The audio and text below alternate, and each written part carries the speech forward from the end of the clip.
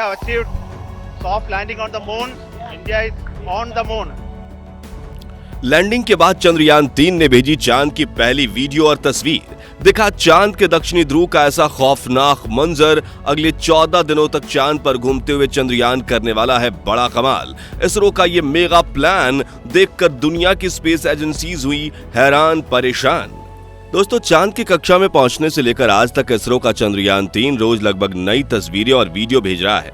और क्या आप जानते हैं कि रूस का लूना 25 जिस दिन क्रैश कर गया, उस दिन भी इसने चांद की 4 दुर्लभ तस्वीरें साझा की थी, जिसमें चंद्रमा का वो फार साइड दिख रहा था जिसे धरती पर बैठकर किसी भी टेलीस्कोप से नहीं देखा जा सकता। लेकिन इस वक्त की सबसे बड़ी खबर यह है कि चंद्रयान 3 चंद्रमा की सतह पर सफलतापूर्वक लैंड कर चुका है, जिसके तुरंत बाद इसने अपने अंदर लगे एडवांस हाई क्वालिटी कैमराज की मदद से चांद के दक्षिणी ध्रुव की पहली झलक कैप्चर कर ली है और अगले 14 दिनों तक वो बड़े कमाल करने वाला है, जिसका खुलासा आज हम इस वीडियो में करेंगे। साथ ही आपको दिखाएंगे इस मिशन से जुड़ा वो पहलू जिसे देखकर इसरो के लिए आपकी इज्जत 10 गुना बढ़ जाएगी। तो बने रहिए इस वीडियो के अंत तक। दोस्तों, 14 जुलाई को पृथ्वी से चांद के लिए रवाना हुआ चंद्रयान 3 ने इतिहास तो तब रचा जब उसने 23 अगस्त की शाम चांद के उस साउथ पोल पर लैंडिंग की जहां आज तक दुनिया का कोई देश नहीं पहुंच पाया।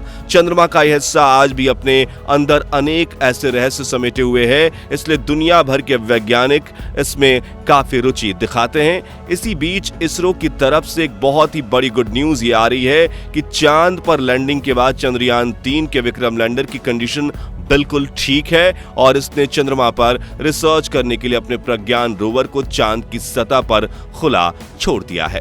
और ये एआई रोबोट अगले 14 दिनों तक चांद के बहुत बड़े खुलासे करने वाला है। वहीं विक्रम लैंडर के एडवांस कैमराज ने चांद पर अपनी लैंडिंग साइट की सबसे ताजा तस्वीरें भेजी हैं। इन लेटेस्ट फोटोज में आप सूरज की रोशनी को रिफ्लेक्ट करके चमक रही चांद की खूबसूरत सतह को साफ साफ देख सकते हैं। साथ ही ये भी देख सकते हैं कि चांद की सतह कितनी ज्यादा ऊबड़ खाबड़ है, जिसका ये हाल लंबे समय तक उल्कापिंडों की बारिश की वजह से हुआ है। वहीं लैंडिंग से ठीक पहले विक्रम लैंडर पर लगे लैंडर पोजीशन डिटेक्शन कैमराज ने चांद की कई कमाल की फोटोज खींची थी और इसरो द्वारा शेयर की गई इन तस्वीरों में आपको कुछ नाम लिख के दिखाई दे रहे होंगे, जो कि चंद्रमा पर मौजूद बड़े बड़े इंपैक्ट क्रैटर्स हैं, जो यहां से तो हमें केवल गड्ढों की तरह दिखाई दे रहे हैं। लेकिन चौंकाने वाली बात यह है कि इन्हीं रहस्यमय गड्ढों के नीचे 1-2 किलोग्राम नहीं बल्कि पूरे 10 करोड़ टन पानी मौजूद हो सकता है और कई बेशकीमती खनिजों का भंडार हो सकता है, जिसका रिसर्च करने के लिए विक्रम ने अपने प्रज्ञान रोवर को रवाना कर दिया है। तो चंद्रयान 3 के रिसर्च मिशन के ऑब्जेक्टिव्स क्या हैं और ये अपने रिसर्च के दौरान चांद के किन-किन रहस्यों से पर्दा उठाने वाला है, जिससे नासा और रूस को भी जलन होने लगी है, आइए जानते हैं। दोस्तों, विक्रम लैंडर पर कोई टायर नहीं लगे हैं, यानी कि लैंडिंग के बाद अब वो अपनी जगह पर खड़ा होकर चंद्रमा पर रिसर्च करेगा, जिससे ये चांद के पतले वातावरण के अंदर मौजूद प्लाज्मा पार्टिकल्स पर स्टडी करेगा। दिन और रात में चंद्रमा की सतह के बदलते तापमान पर रिसर्च करेगा, अपनी लैंडिंग साइट के आसपास आने वाले भूकंप की गति और तीव्रता की स्टडी करेगा और सतह के नीचे लेजर फेंककर सरफेस एलिमेंट्स की स्टडी करेगा, जिसके लिए इसके अंदर 4 पेलोड उपकरण लगाए गए हैं। जबकि चंद्रयान 3 का प्रज्ञान रोवर अपने 6 टायर्स की मदद के चलते हुए चांद के दूर दराज इलाकों की तरफ रवाना हो चुका है और चलते चलते इसने इसरो को भी चांद की डेटा भेजना शुरू कर दिया है। आपको बता दें कि प्रज्ञान रोवर में लेजर इंडक्टेड ब्रेकडाउन स्पेक्ट्रोमीटर और अल्फा पार्टिकल एक्सरे स्पेक्ट्रोमीटर जैसे 2 पेलोड उपकरण लगाए गए हैं, जो कि लेजर की मदद से चांद की सतह के अंदर तक झांकेंगे और सतह के नीचे मौजूद पानी का पता लगाएंगे। साथ ही ये चांद के मिट्टी और चट्टान में मौजूद मैग्नीशियम, एल्युमिनियम, क्रोमियम और सिलिकॉन जैसे कीमती खनिजों को भी खोज निकालेंगे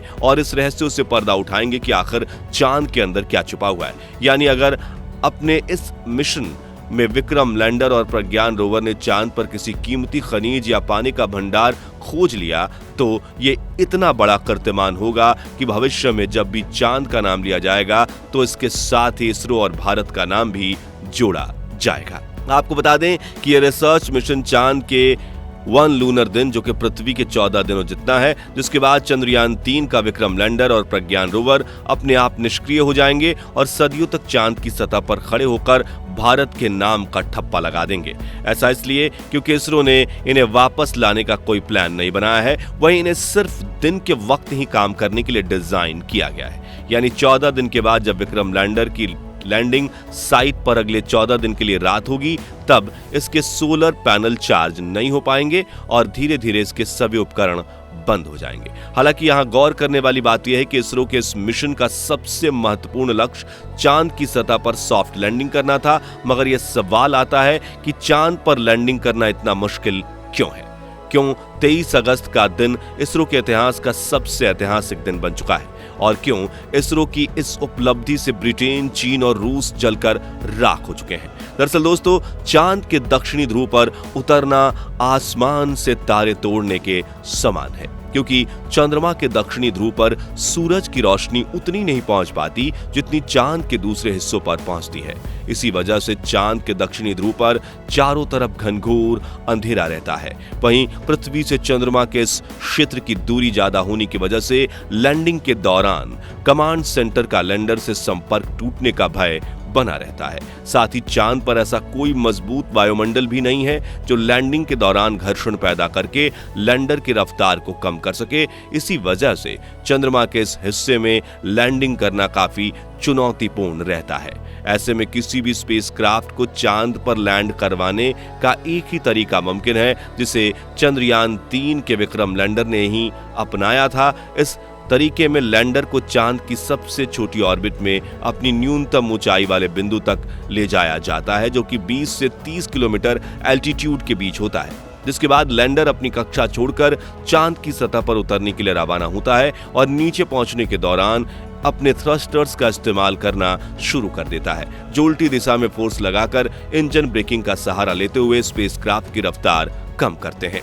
रफ्तार को कम करने के बाद लैंडर के सामने जो अगली चुनौती आती है वो होती है चांद की धूल। दरअसल चांद की सतह की मिट्टी काफी ज्यादा पतली है, इसलिए जब लैंडर चांद की सतह के बिल्कुल पास पहुंचता है तो थ्रस्टर से निकलने वाली हवा की वजह से चांद के सतह पर मानो जैसे आंधी आ जाती है, जिसके चलते चंद्रमा के धरातल पर धूल उड़ने लगती है और लैंडर के कैमरा लेंस पर धूल जमा होने का खतरा बढ़ जाता है। वहीं अगर इस धूल की वजह से लैंडर के कैमरा ने ठीक से काम नहीं किया तो वो लैंडर के आर्टिफिशियल इंटेलिजेंस सिस्टम को सही से डेटा नहीं भेज पाता और गलत डेटा के साथ अगर लैंडर गलत निर्णय ले लेता है, जिससे वो चांद की सतह पर सेफ लैंडिंग करने के बजाय एकाएक क्रैश लैंड कर जाता है, जिससे पूरे मिशन पर पानी फिर जाता है। इसी वजह से चांद पर लैंडिंग का सक्सेस रेट सिर्फ 27% है।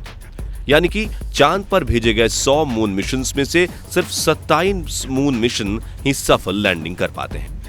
इसी बात से आप ये अंदाजा लगा सकते हैं कि आखिर चंद्रमा पर लैंडिंग करना कितना मुश्किल है और इसरो कि चंद्रयान 3 ने कितना बड़ा कमाल कर दिखाया है। और इस मिशन से इसरो ने वो कर दिखाया जो नासा और रूस जैसे बड़े देश भी नहीं कर पाए हैं। जी हां, नासा ने आज तक चांद की दक्षिणी ध्रुव पर कोई मून लैंडिंग मिशन नहीं किया, जबकि रूस तो चंद्रयान 3 से आगे निकलने की हड़बड़ी में एक हफ्ते पहले ही अपने लूना 25 मिशन में बुरी तरह से फेल हो चुका है। यानी भारत ने अमेरिका और रूस जैसे बड़े देशों को भी पछाड़ दिया है और पाकिस्तान तो अगले 100 सालों में भी स्पेस रिसर्च की फील्ड में भारत के आसपास तक नहीं पहुंच पाएगा। तो दोस्तों, क्या अगले 10 सालों में भारतीय स्पेस एजेंसी इसरो, नासा, चीन और रॉसकॉस्मॉस को पीछे छोड़ पाएगी या नहीं?